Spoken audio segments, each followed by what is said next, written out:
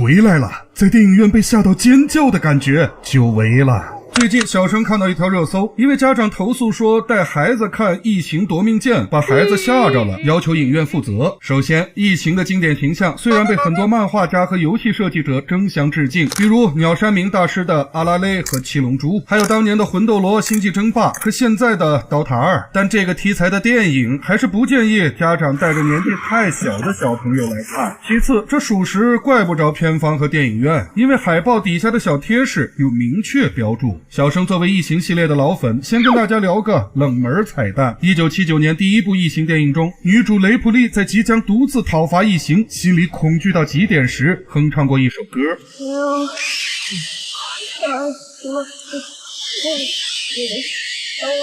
这是演员西格尼韦弗在片场的即兴发挥，导演雷德利·斯科特很喜欢这段表演，但制片团队炸了毛，因为这首来自爵士乐大师路易斯·阿姆斯特朗的 You Are My Lucky Star 当年的歌曲版权非常贵，这无疑增加了剧组的成本。如今45年过去了，这经典的旋律和歌词经过改编，愈加适合异形的气质了。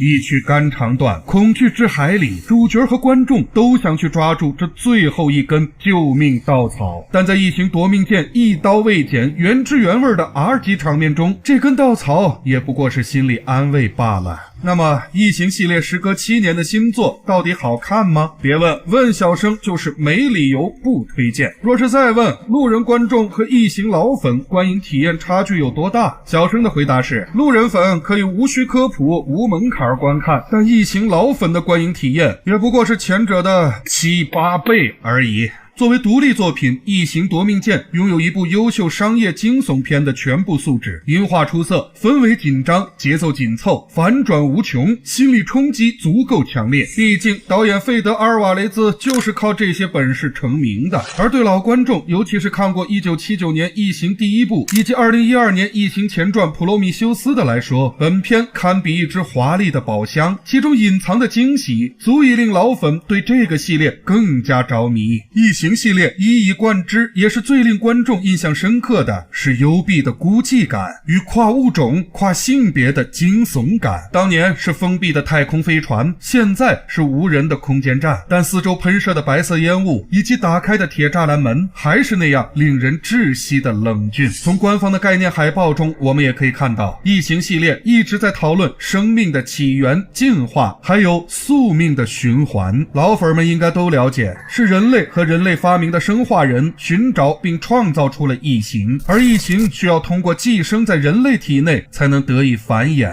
无论异形卵、抱脸虫还是成熟体，从这个科幻有机生命体异形被想象和设计出来的那一刻，它就兼具了人类男性和女性的显著生理特征。这里小生暂不深聊生殖崇拜的话题，有兴趣的路人粉小生推荐一部门槛较低的纪录片，2019年的回忆录《异形起源故事》。问题来了，异形味儿到底是啥？肯定跟国内观众津津乐道的抱脸虫怎么吃没啥关系，而是更能体现异形系列精髓的东西，比如观影时不可或缺的3大心理预期。第一，维兰德汤谷公司不做人。第二，最善恶不定的是生化人。第三，女主角是超人。这3点几乎参与了每一部异形电影的剧情架构，异形夺命剑自然不例外，其他系列传统也少不了，比如乍看与科幻恐怖不沾边的神话宗教暗示，外表粗粝但实用性极佳的科幻道具，能气死枪械设计师的武器装备，以洁白为主色调的居住区或研究区，和与之强烈反差的工业风飞船内舱，都是异形老粉一眼便知的经典元素。在此基础上，夺命剑对前作的致敬程度堪比范制作品。孕妇是无可争议的高危人群，准备逃脱永远是最大危机的前奏，甚至与第一部爱时同款的生化人也现实返场，以另一副面貌扮演致命反派。难得的是，这些致敬并非无脑的堆叠，而是有机融合在剧情中，没有什么突兀感。此外，小生观影时能明显察觉到夺命剑确实如主创所言，采用了大量模型实拍镜头，而不是将一切交给后期特效处理。许多镜头令人不由得想起异形前2部电影，拍摄技法的回归也在某种意义上证明了本片作为异形系列新作的纯度。讲了这么多，还是要回到本系列的真主角异形本形。异形宇宙恒久不变的惯例就是异形永远在变。基于获取宿主基因而改变形态的设定，我们几乎在每一部异形作品中都能看到这种生物展现出更骇人的新面貌。可以说，最后10几分钟主角与异形新变种的决战是全片无可争议的精华，称其值回票价绝非妄言。但说到这儿，小生就不得不在避免剧透的前提下聊聊异形夺命剑的定位了。根据官方介绍，导演费德·阿尔瓦雷兹是异形铁粉，当初是他向系列元老雷德利·斯科特讲述了自己的创意，才有了数年后异形夺命剑的诞生。加之夺命剑的背景时间线设定为2142年，即1979年异形1与1986年异形2两作之间，小生一度以为本片不过是一部外传性质的作品罢了，应该不牵涉系列主线。实际观影几十分钟后，又联想到系列的衍生游戏《异形隔离》，该游戏主角为异形正传女主雷普利的女儿阿曼达，与本片一样，在一定程度上补全了异形宇宙的世界观设定以及正传未涉及的剧情，且二者时间设定相近。于是小生觉得，虽是外传，但夺命剑与主线的关联或许比预料中的更紧密。然而本片最后10多分钟颠覆了此前的诸多预期，夺命剑应该是异形正传的前传，前传的后传，是不是觉得有点绕？但于小生而言，这已经是最准确的定义了。它不仅是异形1与异形2之间的异形 1.5， 更将普罗米修斯的黑水以及异形1的诸多暗线衔接起来，打通了正传与前传之间的空白剧情线。尤其是最终 BOSS 战登场的新异形，无论其诞生方式还是呈现的形态，都很难不让人惊呼这部电影的野心远远超出了外传作品的范畴。最后说说小生在观影过程中记忆最深的2个镜头，一个是主角团刚刚进入罗姆路斯空间站时，头顶悬挂的异形尸体，身上插着一根剑，这无疑就是异形1中那只被雷普利射出舱门的异形。